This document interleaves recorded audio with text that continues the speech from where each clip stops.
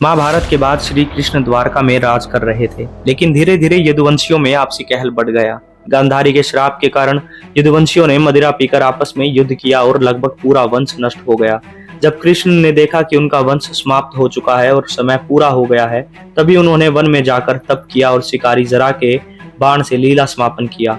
कृष्ण के प्रस्थान के तुरंत बाद समुद्र की लहरें भयंकर रूप में उठी। कहते हैं समुद्र ने स्वयं द्वारका नगरी को अपनी गोद में समा लिया।